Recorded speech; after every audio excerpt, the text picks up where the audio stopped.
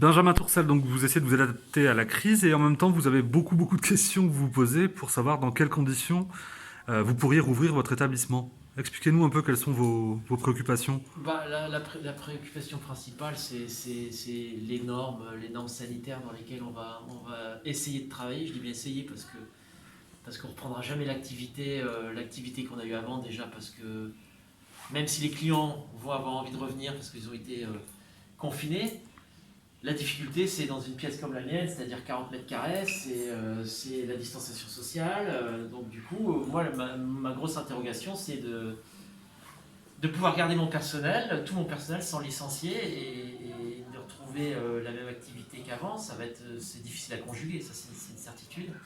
Alors on a la chance d'avoir une terrasse pour cet été, mais bon, voilà, on se pose beaucoup de questions pour l'hiver et puis travailler avec dans ces conditions-là, c'est-à-dire avec un masque, comment faire avec le client avec sa serviette en tissu, le client avec son verre, comment faire tout ça. Est-ce qu'on se demande si on va pas mettre du jetable un peu de haute qualité, de grande qualité, mais ça aura une répercussion sur les prix et les prix de vente pour les clients. Enfin, on a beaucoup d'interrogations. On avance dans le brouillard à tâtons et en espérant que la bébête elle disparaisse rapidement, quoi. Mais bon, ça c'est assez mal barré. Juste voilà, il faut se réinventer. Je pense il faudra se réinventer.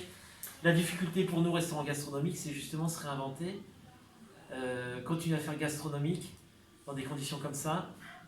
Euh, et également, pourquoi pas continuer la vente à emporter qu'on a démarré.